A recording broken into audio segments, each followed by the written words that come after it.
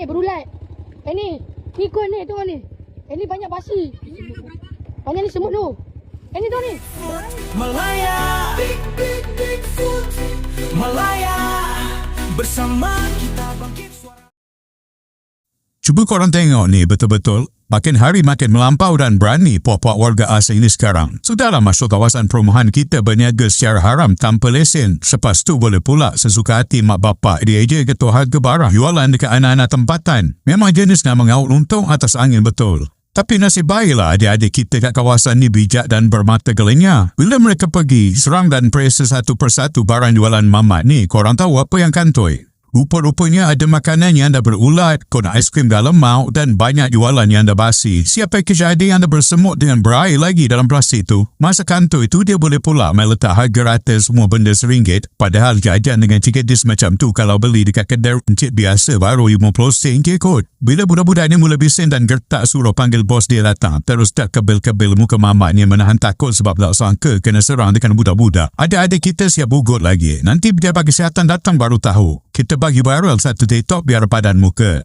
Maksudnya baru dia tahu langit tu tinggi atau rendah. Bila sedar diri tu dah buat salah dan rakaman ni tengah berjalan, tahu pula dia cuak menggelabah nak pusing motor. Tengok tu, kelam gabuk dia terus pecup pergi taman lain. Teti niaga kotor dan haram macam ni memang kita tak boleh bertolak ansur langsung sebab boleh bawa keracunan makanan dekat anak-anak kita. Korang tolong share video ni ramai-ramai biar pihak berkuasa nampak nombor plat WPU 6865 ni dan terus angkut. Kita bersihkan kawasan kita.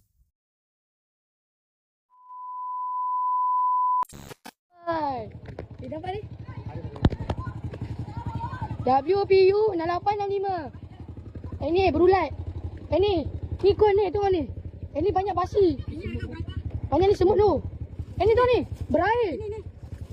Cuma RM1 tu. Ni dekat kedai RM50 je. Padahal ni ni apa je? Banyak semut banyak oh. Ini yang bersih lama ni. Ini yang cakap bersih lama. Kok dia bersih lama? Ganti. Mana bersih lama? Ni. Ni bersih lama. Mesti basi ni. Ni pergi. Mau lari ah? Dah basi dah ni. Tengok Dah basi dah. Basi.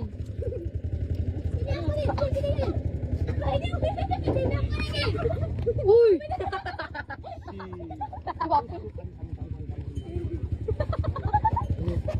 Ni apa ni? Ulat ke? Ulat. Ni dah lama bongok.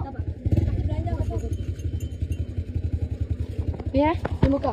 Tari ah, wanted. Nombor plate. Ni. Biar. You pergi. You tak datang dah sini. Betul you panggil you punya bos mari. Panggil you punya bos Mau mari. beli dari bos kamu. Saya semua marah you punya bos. Nanti pejabat kesihatan. Apa tu ni? No. Pergi balik. Ni air viral TikTok ya. Viral TikTok ya. Zafri basi.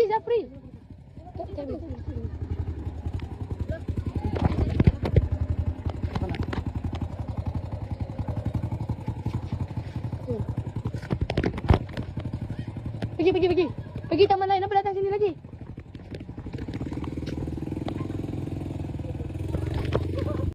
Banteras segala noda desa kuasa buka mata Malaysia perlu dijaga kekal teguh.